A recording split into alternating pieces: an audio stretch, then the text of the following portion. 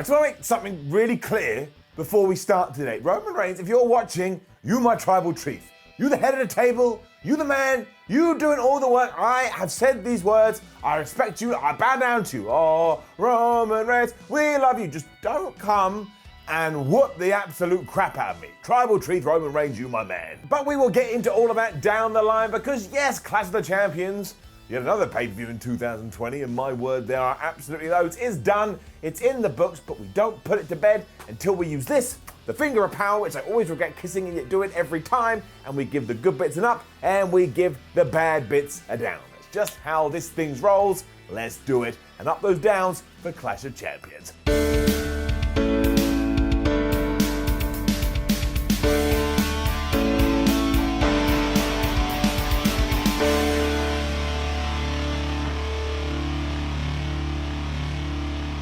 WWE is officially doing whatever they can when it comes to trying to get more ratings. And what do I mean by that? Well, the intro video for the pay-per-view was narrated by John Cena. You remember him? Why was it John Cena? Nobody ever explained this. And it was just him going, well, you know, it's really great being a champion. Now I was once a champion, but now I'm a Hollywood movie star. I mean, that's not what he said, I'm just paraphrasing. All I can come up with is that John Cena is actually some kind of entity that lives within the WWE machine, and the John Cena that we actually see isn't real. We also found out that during the pre-show that Shayna Baszler, Nia Jax and Nikki Cross are not going to be competing on the show because they have unexplained medical reasons, and it takes all about 30 seconds to go on Google and type this in, and it does sound like it's related to the global pandemic situation, so I hope they're okay, but it did mean the whole thing needed to be shuffled around. And the first part of that was on the pre-show. We got Shinsuke Nakamura and Cesaro defending their SmackDown tag team titles against the Lucha House Party. Now, as we have already established, nobody needed to see this match because we'd already seen it for 42,791 times. But you know what? It was a lot of fun and it was all right. Up. And who saw that coming? Definitely not Rey Mysterio and definitely not me.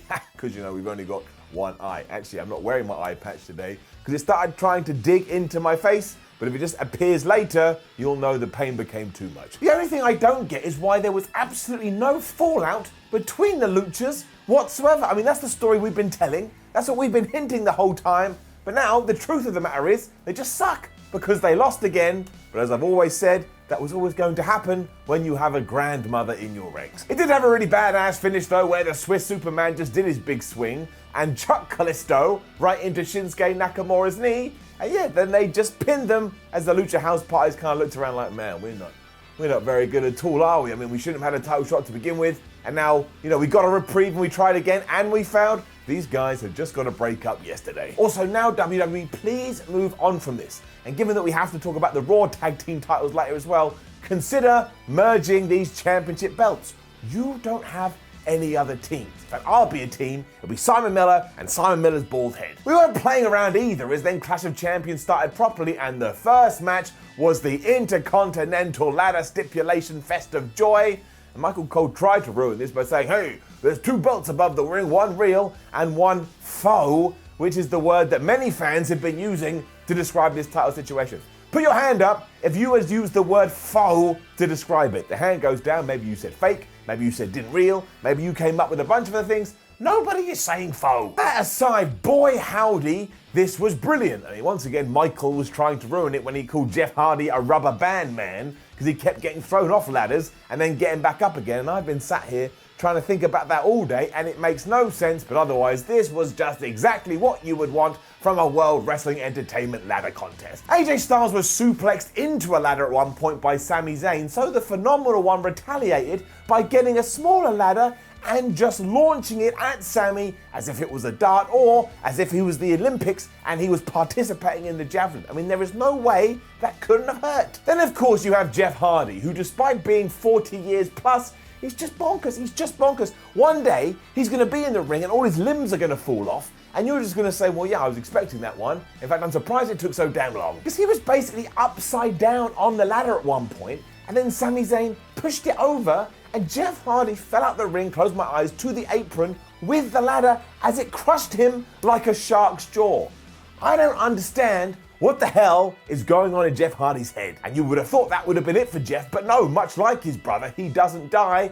And then a few minutes later, he was on top of the tallest ladder you've ever seen in your life, and he gave Sami Zayn a swanton bomb through another ladder. It looked like bones had been shattered. This must have really pissed off Sami though, because all of a sudden he went and got his coat and he found a pair of handcuffs. He didn't find them, clearly he brought them out to the ring. And do you know what he did with them? I'm going to give you a second to guess. Maybe he went and handcuffed somebody's arm to the ring ropes. No, that's too boring. Maybe he handcuffed himself together just for a bit of fun. No, because that doesn't make any sense. If you are thinking, well, I know what he did. He got the handcuffs and he put them through Jeff Hardy's ear hole and then handcuffed him to a ladder. Well done, my friends. You've just won £1 million in Simon Miller's Wrestling Quiz of Madness. But yeah, that's what he did. And I realised in this moment that wrestling is just not normal. He then got another pair of handcuffs and he was going to do the same thing to AJ Styles, although not with his ears, for obvious reasons. But Styles was like, no, you're not doing that to me. So he gave him a suplex. And because Sami Zayn is some kind of tremendous musician, when they both stood up, waha wahey, they were handcuffed together. So now you do have to picture the scene. Over here you have Jeff Hardy, whose ear is handcuffed to a ladder, and over here you have AJ Styles, who is now trying to climb up the ladder with Sami Zayn over his shoulders, because of course those two are handcuffed together. But Sami Zayn, who is clearly some kind of crazy genius, had the key to the handcuffs, I think, in his mouth. So he uncuffed him, attacked AJ Styles. Jeff Hardy was screwed because of his new relationship with a ladder, and because of all this fracas, he was able to grab both titles, and he is now officially, not new, because he was the champion already, but he is now officially the Intercontinental Champion. This was an absolutely bizarre but creative finish, and I'm whipping out the round of applause. The round of applause now is the highest accolade I can give to anyone. Not true, that's the golden up, but this was flippin' Fabu, and is getting it up. I do also need to say that at one point after a crazy bump, Michael Cole went, "How are these men still alive?"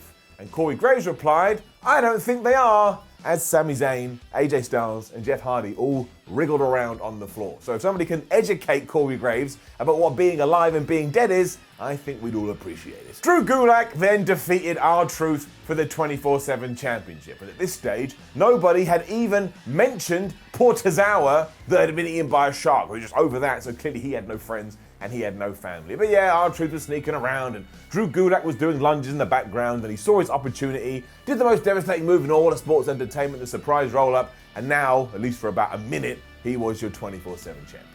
Ironically, all this stuff has jumped the shark. R-Truth was also, during this segment, dressed like the wizard in the sky. He had the hair, he had the beard, so now officially, within WWE canon, that character exists. I'm also obviously going to send a cease and desist to WWE, because I'm 99% sure you can trademark characters that you yourself ripped off from somebody else. Two things then happened. Number one, Samoa Joe was back on Raw commentary, and that made me very pleased. It made me very, very happy. And two, Zelina Vega and Asuka had a match that far exceeded expectations and was pretty darn enjoyable.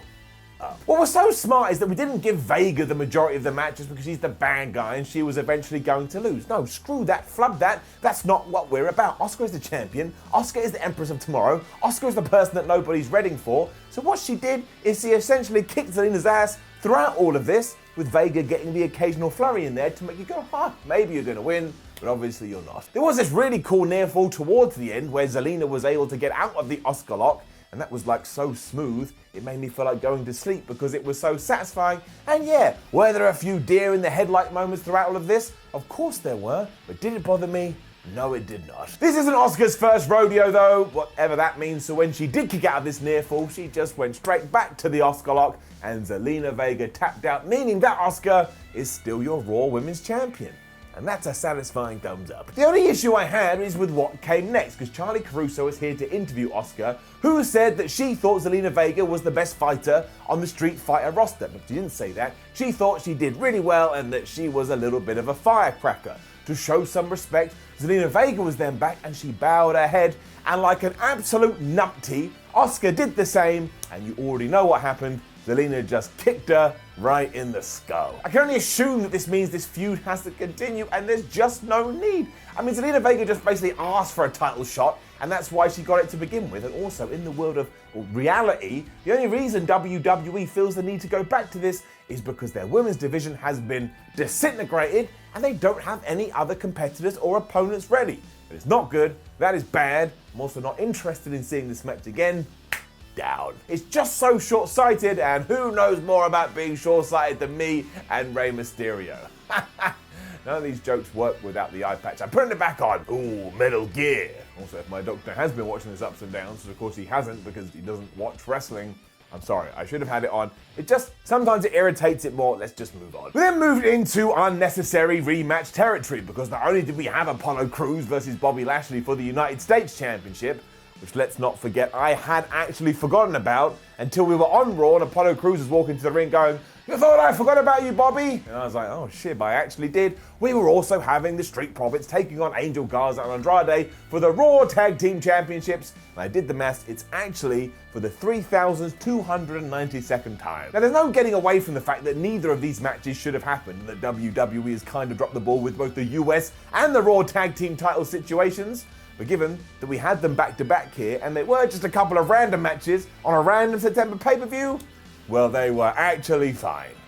And they just did their job, to be honest. The Hurt Business, sans Cedric Alexander for some reason, were in Bobby Lashley's corner, but they didn't really do anything apart from just laugh and shout at him like, "Ha ha, Apollo Crews, you're such a loser." And eventually Crews did tap out to the Hurt Lock, which, my word, is yet another name for that flipping fool Nelson. Can we just decide on one? We've had the Bobby Lock, the Lashley Lock, I don't know, Bobby's train of fun into Groin Town, whatever the hell that would be. If you want to call it the Hurt Lock, just call it the Hurt Lock. Anyway, Apollo Crews taps out, and that made me laugh because he tapped out on his bald head. And as already said, it was the same for the tag title match, although we can never do this again. If we do, I'm going to poke my other eye out just so I don't have to witness it, although there was this one really cool spot when Angel Garza gave this Spanish fly to Montez Ford.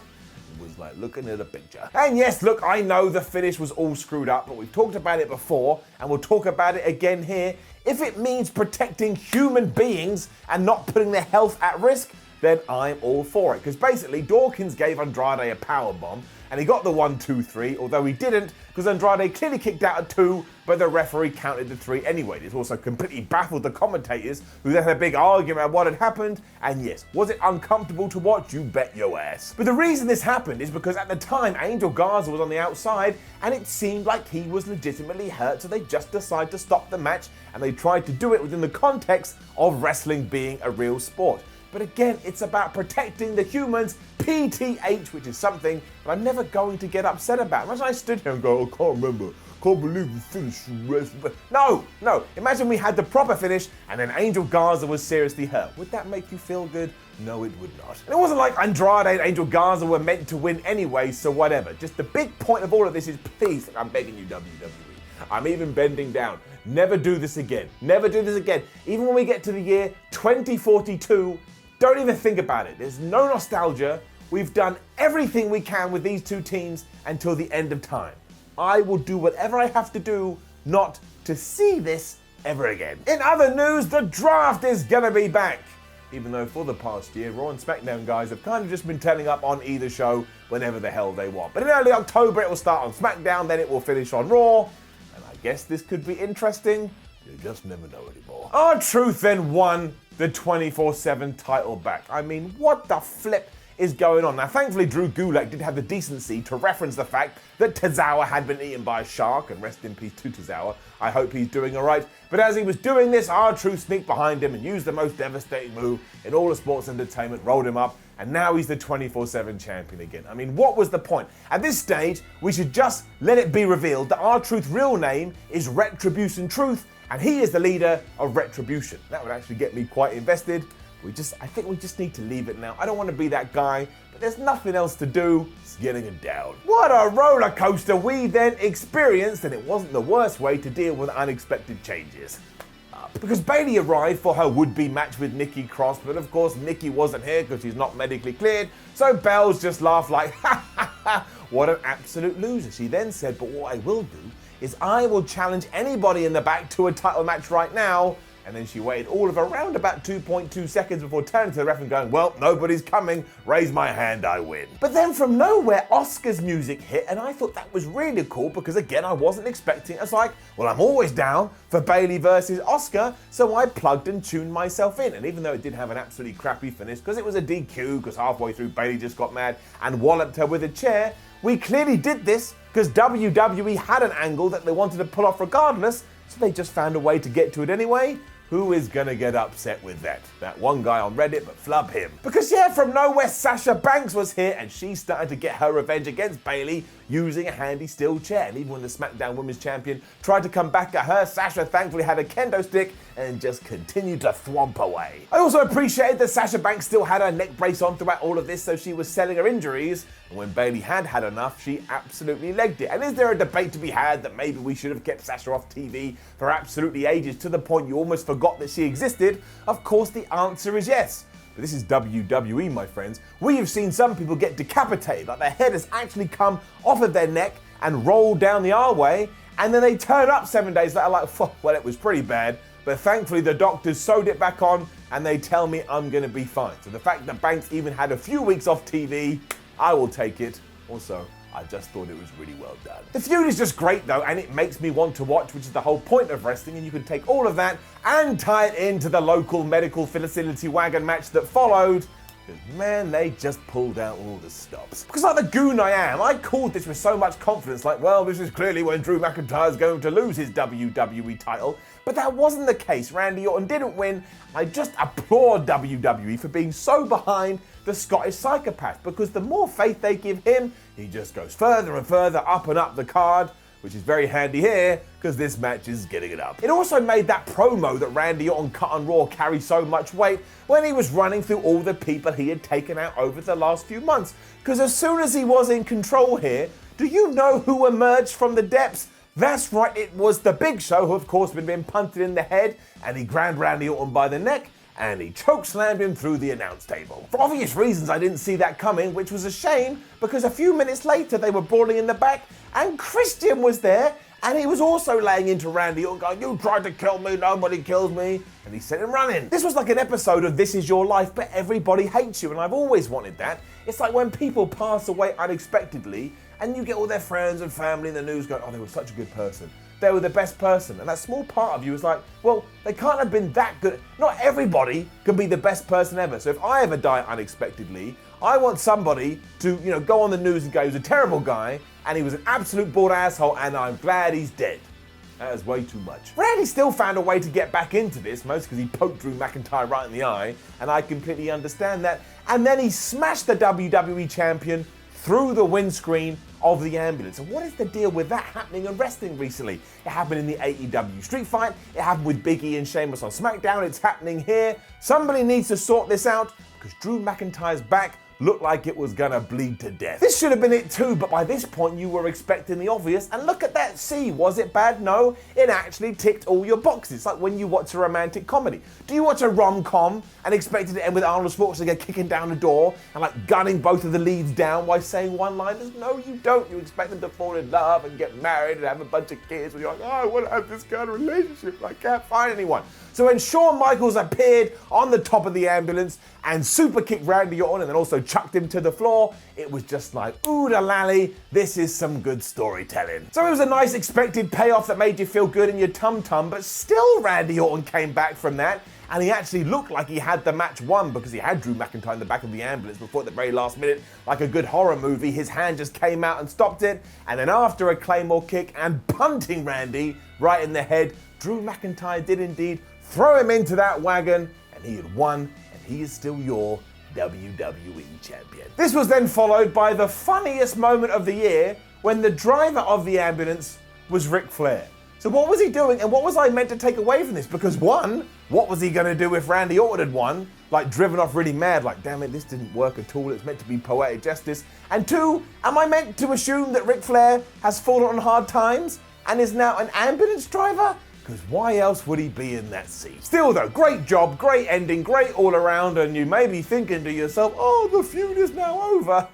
But you have forgotten about 4 words, because can you say Hell in a Cell?